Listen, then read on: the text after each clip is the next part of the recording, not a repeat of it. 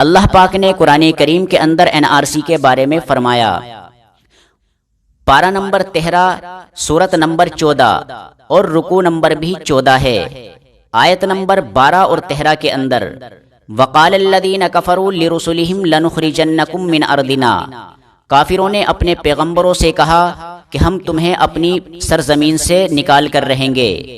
دوستو یاد رکھنا، کافر ظالم کبھی بھی اسلام اور مسلمانوں سے خوش نہیں رہتے۔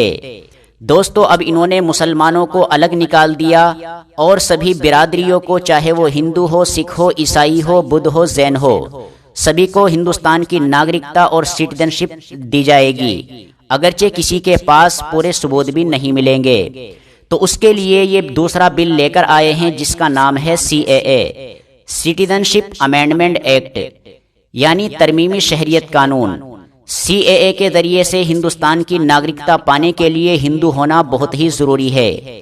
اب یہ چاہتے ہیں کہ NRC سے باہر نکال کے مسلمانوں کو ڈیٹینشن کیمپوں میں ڈال کے ان پر اتنا ظلم کیا جائے کہ وہ ہندو دھرم قبول کرنے پر مجبور ہو جائیں۔ اگر مسلمان ہندو دھرم قبول کر لیتے ہیں تو پھر ان کو CAA کے ذریعے سے ہندوستان کی ناگرکتا دی جائے گی اور وہ ہندوستان کے شہریت یافتہ ہو جائیں گے۔ دوستو ان دوسرے بل کے بارے میں اللہ نے فرمایا اولتعودن فی ملتنا، 1400 سال پہلے کافر یہ چاہتے تھے یا تو ہماری سرزمین سے نکلے یعنی NRC، ورنہ ہمارے دین میں لوٹ کر آ جائیں یعنی ہمارے دھرم کو قبول کر لیں، ہم انہیں اپنے وطن، اپنے ملک اور اپنے شہر کے اندر جگہ دے دیں گے۔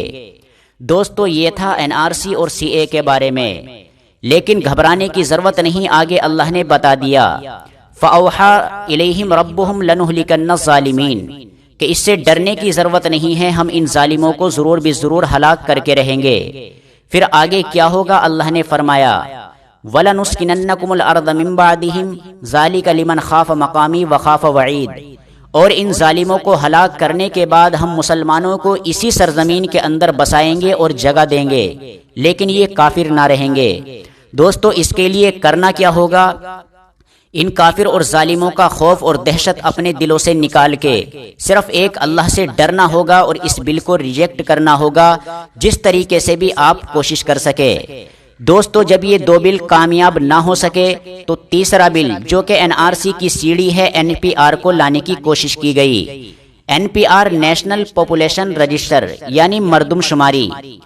دوستو اس بل کے ذریعے سے گاؤں گاؤں جا کے اور شہر شہر جا کے مسلمانوں کی آبادی چیک کرنا چاہتے ہیں، اور مسلمانوں کی آبادی چیک کر کے پھر NRC کو لاگو کر کے مسلمانوں کی آبادی کو کم کرنا چاہتے ہیں اور اپنی آبادی بڑھانا چاہتے ہیں۔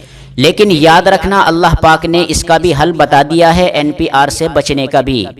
اللہ پاک نے 10ویں پارے کے اندر سورت نمبر 8 ہے، اور سورہ انفال کے اندر اللہ پاک نے فرمایا الآن خفف اللہ عنکم وعلم ان فیکم ضعفا، سنو مسلمانوں میں نے تم پر سے بوجھ ہلکا کر دیا کیونکہ مجھے معلوم ہے تم میں بہت سے لوگ کمزور ہیں۔ فَإِيَّكُم مِّنكُم مِّئَةٌ صَابِرَةٌ يَغْلِبُوا مِئَتَيْنِ، ان سے ڈرنے کی ضرورت نہیں ہے، اگر یہ 200 لوگ ہوں گے تو تم 100 ہی ان پر غالب آ جاؤ گے۔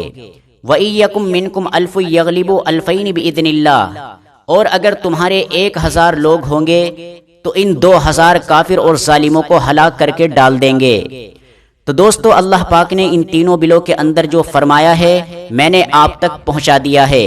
اگر آپ کو مسلمان بچوں اور بوڑھوں کی زندگی پیاری ہے اور اپنی ماؤں بہنوں کی عزتیں بچانا چاہتے ہو اور اپنی کمائی کے بنائے ہوئے مکانوں کو جن کو 10-10 سال آپ نے کما کے بنایا ہے ان کو کافروں کے ہاتھوں سے بچانا چاہتے ہو تو اس ویڈیو کو شیئر کر کے سبھی کا حوصلہ بلند کیجئے۔ اور ہندوستان کے سنویدھان نے جو آپ کو پروٹیسٹ احتجاج کرنے کی اجازت دی ہے، آپ جس طریقے سے بھی ہو سکے NRC، CAA اور NPR کو ریجیکٹ کیجئے۔ خدا حافظ۔